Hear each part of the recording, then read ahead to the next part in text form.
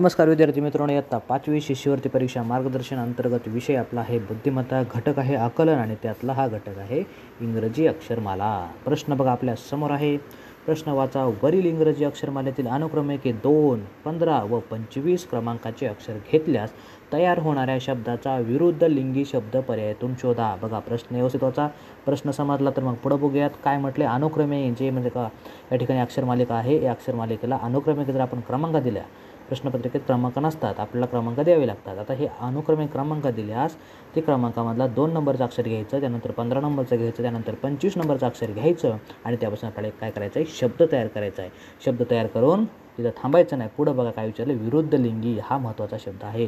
विरुद्ध लिंगी शब्द आपल्याला पर्यायातून शोधायचा आहे। मग चला बरं बघूयात। मग 2 नंबरचं अक्षर कुठलं आहे? 2 नंबरचं अक्षर आहे बी, त्यानंतर 15 नंबरचं अक्षर बघा ओ आणि 25 नंबरचं अक्षर आहे वाय।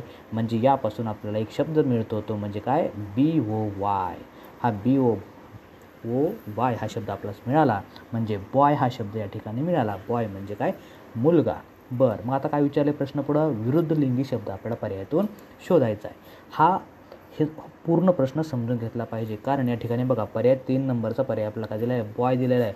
आपण एखाद्या वेळेस गडबडीमध्ये किंवा आहे ना, प्रश्न सोपा आहे म्हणून आपण काय करू शकतो, शब्द तयार होणारा शब्द कोणता, बॉय भेटला, हा चला पर्याय क्रमांक 3 आपण गोल करून आपण पुढे जाऊ शकतो। मात्र या ठिकाणी आपलं उत्तर चुकणार, कारण त्यांना काय विचारले, तयार होणाऱ्या शब्दाचा विरुद्ध लिंगी शब्द त्यांना विचारलेला आहे। मग बघा बरं पर्याय, मग बॉयच्या विरुद्ध लिंगी चाइल्ड आहे का, नाही। वुमन नाही होणार, बॉय तर नाहीच होणार कारण तो शब्द नाहीच।